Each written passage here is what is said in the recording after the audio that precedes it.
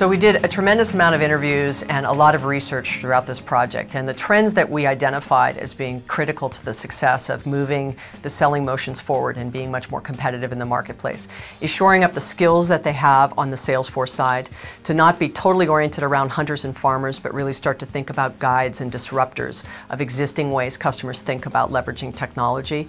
The other is enabling sales forces to actually develop themselves on more of a career path in relationship selling versus just thinking about how to sell across technology.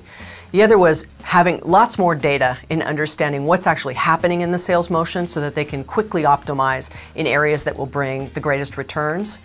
And last, really, that was absolutely critical to the future success is identifying a team of people that are going to be solely focused on understanding where to invest for the future, what to double down and protect, and really the under-leveraged assets that can be moved forward to ensure future growth in the existing category, and then what things are just no longer profitable and don't make sense for the business to continue to invest in.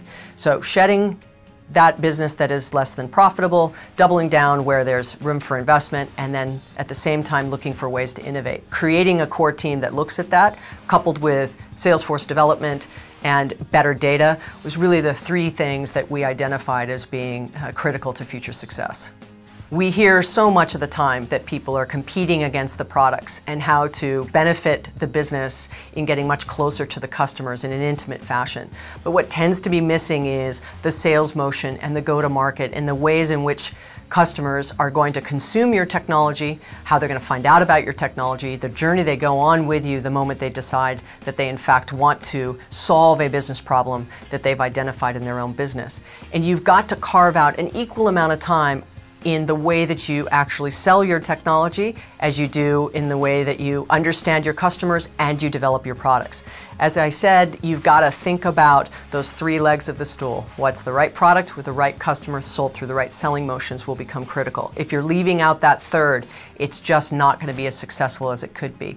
So from an advice standpoint, it really is, when you start thinking about the future, building some scenario planning around what kind of sales force do we want a few years from now? What is it going to look like? How's it going to be organized? What kinds of sales reps do we need? How do we launch products to market? How do we understand and test that while at the same time we're protecting our revenue streams that are coming in today? So advice from me would be, step back for a second, do an inventory on your current selling model, and make sure that you're doing everything you can do to grow in the future.